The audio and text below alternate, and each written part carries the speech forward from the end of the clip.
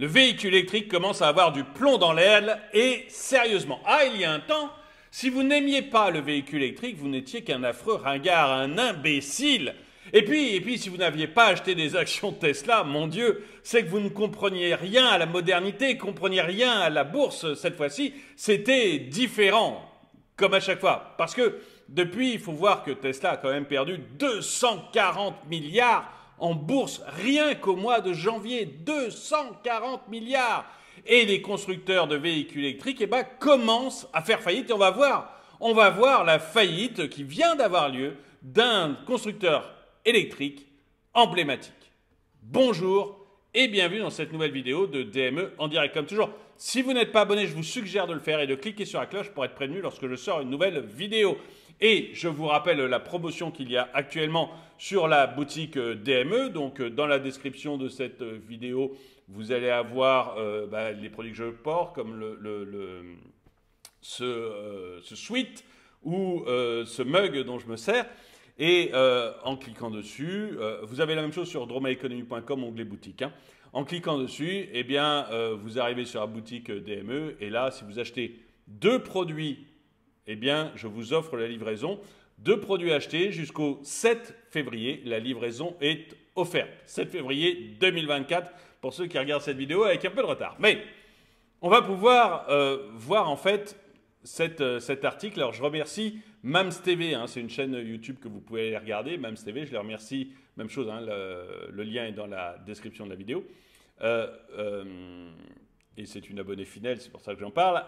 Donc, Mams m'a envoyé cet article, je la remercie. Et vous allez voir un peu ce qui est en train d'arriver sur des constructeurs de véhicules électriques. La faillite de Keck, le fabricant suédois de motos et scooters électriques, a été officiellement annoncée après une tentative de sauvetage infructueuse. L'information a fait la une des plus grands médias suédois, marquant un moment significatif dans l'industrie des deux roues électriques où Keck était considéré comme l'un des pionniers. Donc on a affaire là à une entreprise emblématique pour la moto et le scooter électrique. C'était vraiment considéré comme, on va voir un petit peu son histoire, elle a été créée en 2016, c'était un pionnier, il avait de grandes chances d'y arriver, etc. Mais vous allez voir qu'en fait, actuellement, tous les financiers de la planète sont en train de s'écarter du véhicule électrique en disant, attendez, ça ne correspond pas exactement à ce qui nous était promis, la vie est moins rose que ce qu'on nous racontait, on va peut-être regarder ça d'un peu plus loin.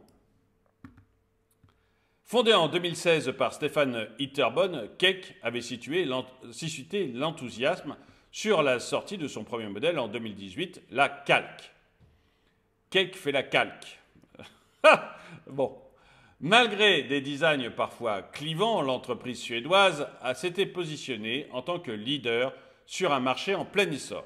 Donc c'est le leader de la moto électrique. Cependant, la nouvelle de sa faillite met en lumière les défis financiers auxquels l'entreprise a été confrontée ces derniers mois. Donc là, on a vraiment le leader dans la moto et le scooter électrique qui se met à faire faillite.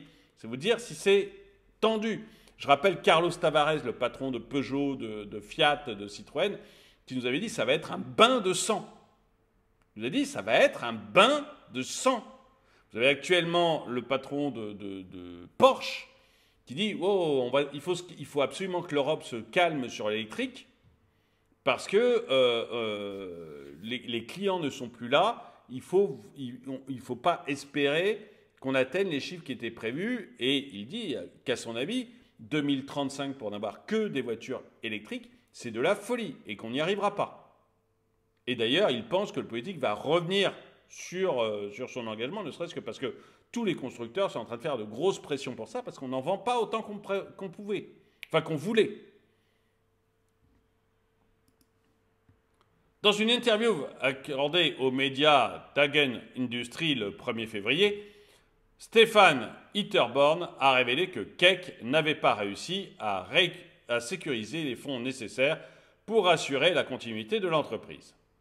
Cette situation suscite des interrogations quant à la frilosité des investisseurs, étant donné le potentiel de Keck sur le marché émergent des deux roues électriques. Bon, ils sont bons de Tesla, les investisseurs. Ils sont en train de se barrer de Tesla, donc vous imaginez bien que Cake...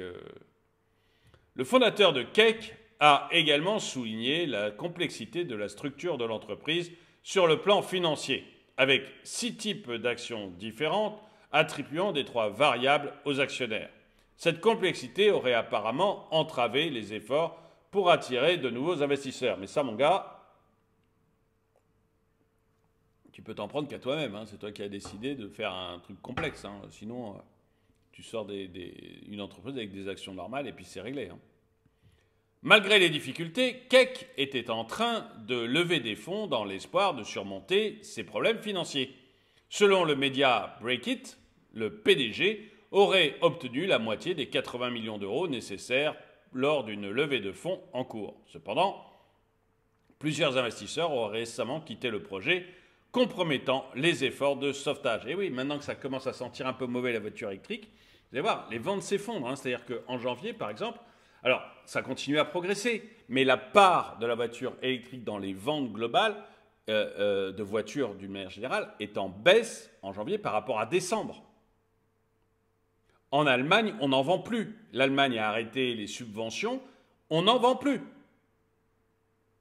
Donc forcément, les investisseurs, ils sont en train de voir ça, ils sont en train de sentir le vent tourner, ils disent « Attendez, nous, on va attendre avant de mettre de l'argent dans des boîtes qui font du véhicule électrique parce que ça ne va pas être bon. »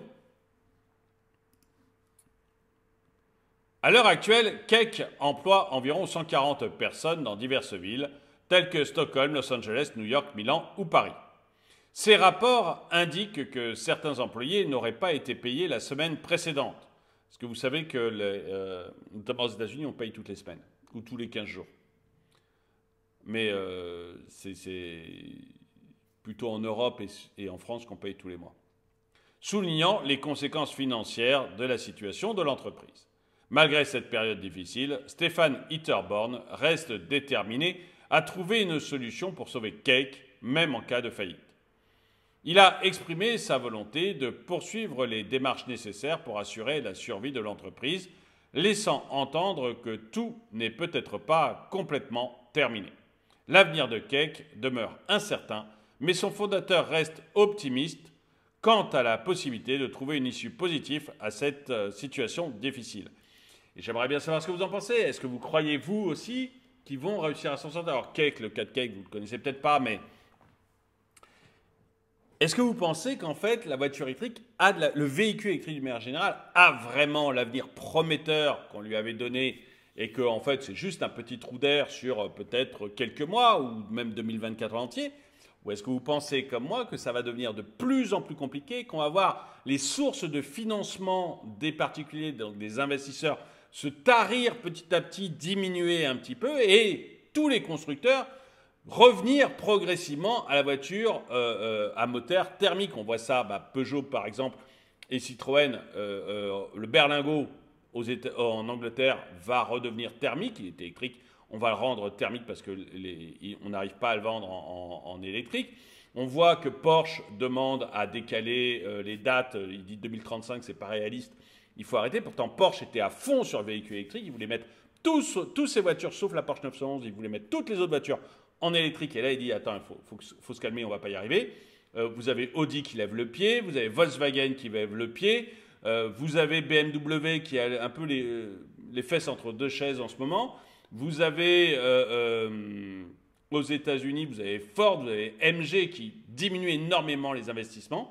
Donc, est-ce que vous pensez que c'est juste un trou d'air pour le véhicule électrique ou est-ce que vous pensez, comme Carlos Tavares, le patron de Stellantis, qu'on va vraiment vers un bain de sang, et que là, Cake est le premier exemple de ce bain de sang, et que ça va continuer encore dans les années qui viennent. Dites-moi ce que vous en pensez dans les commentaires. En tout cas, merci d'avoir regardé cette vidéo, mettez-lui un pouce vers le haut, commentez-la, partagez-la. Merci à tous ceux qui soutiennent la chaîne, et moi je vous dis à très bientôt.